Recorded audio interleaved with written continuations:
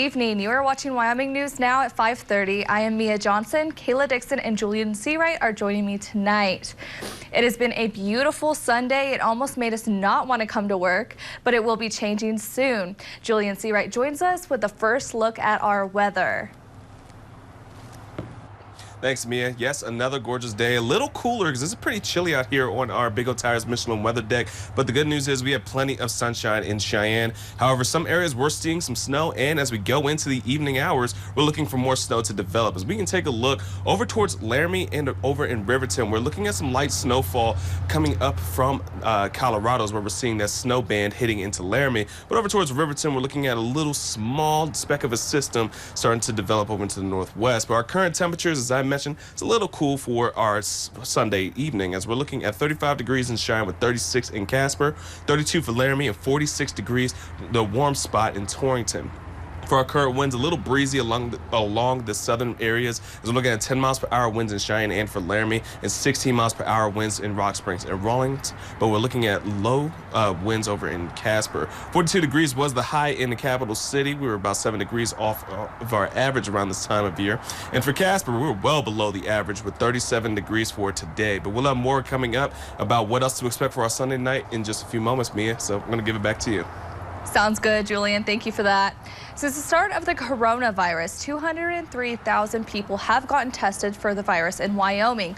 More than 55,000 people have had COVID-19 and 54,000 people have recovered. The Wyoming Department of Health has reported 693 deaths, bringing the number of active cases statewide to 435. In Laramie County, there are 43 active, and in Natrona County, there are 19 active cases. According to the Department of Health, the state has administered more than 122,000 first vaccine doses. It has administered more than 77,000 second vaccine doses. The state has also received one-dose vaccines.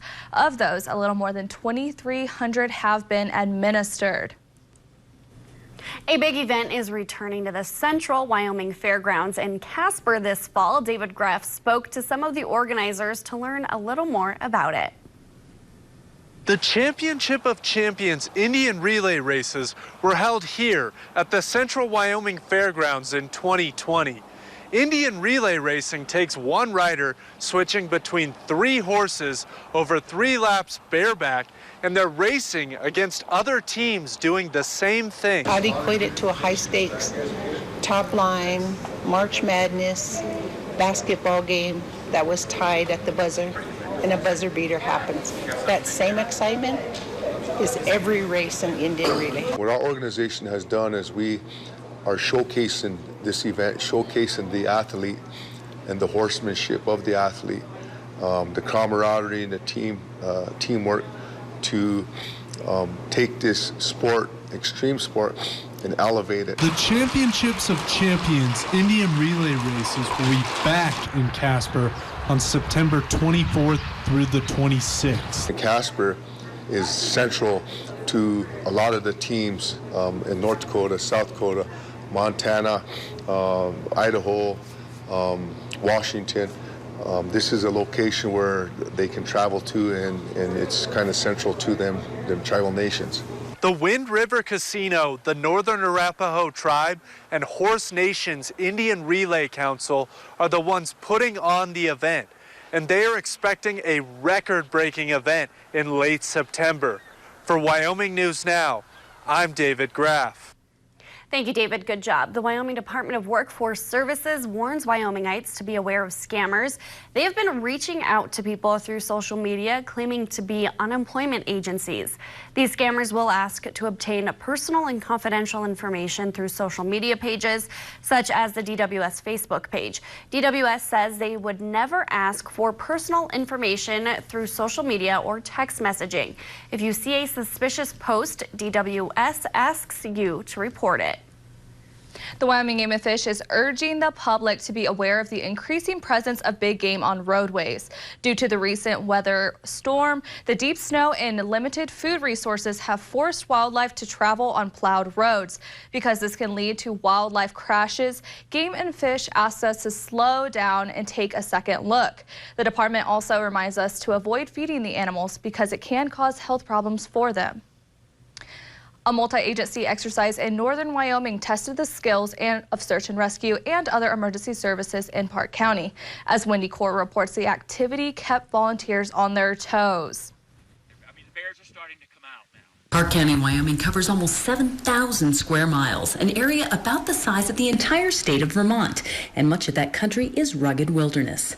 That's why it was important that Park County Search and Rescue coordinated a multi-agency exercise to test their skills and strengthen communication between emergency service providers. That's according to Lance Mathis, acting coordinator for the volunteer agency. The more you train together, the more you become familiar with each agency's needs, their capabilities, and it can only result in a more of a positive outcome.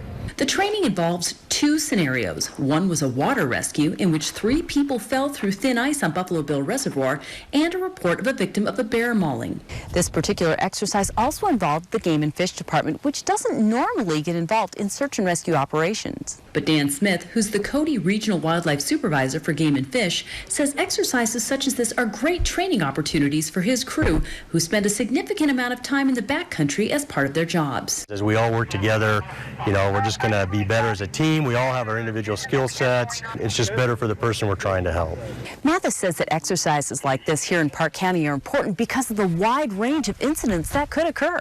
I mean, we have swift water, we have deep water, we have high-angle rope rescues, we have things like this, like bear mauling and patient evacuations in the backcountry. Along with Game and Fish and Park County Search and Rescue, personnel from Cody Regional Health, Shoshone National Forest, State Park Law Enforcement, Bureau of Land Management, and even Bighorn County Search and Rescue were involved in the exercise.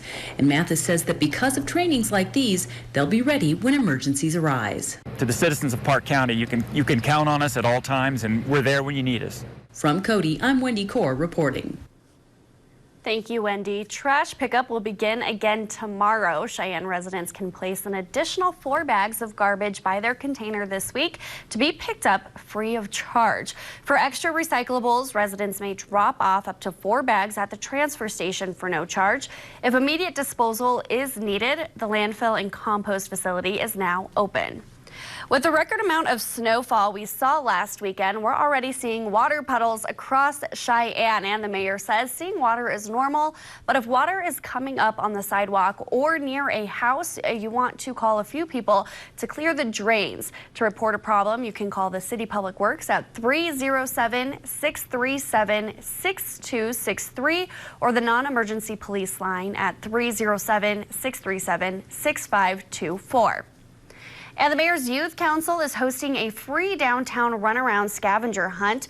This event will start March 27th and run through April 3rd in downtown Cheyenne. The Mayor's Youth Council wrote clues to help you learn more about local businesses within the city.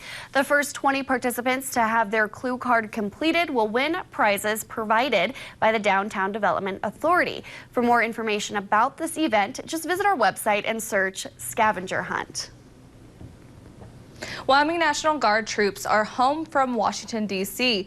Governor Gordon made the announcement of the return on Friday. Approximately 30 members volunteered as part of the Capitol Response Mission to provide security, communications, and logistical support.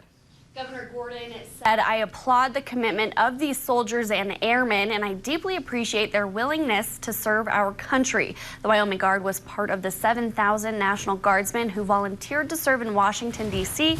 in response to the January 6th Capitol riot.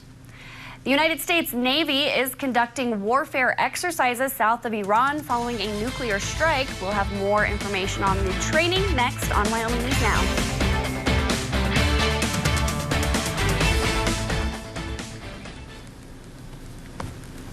What would you be thinking if you didn't have to worry about the high cost of heating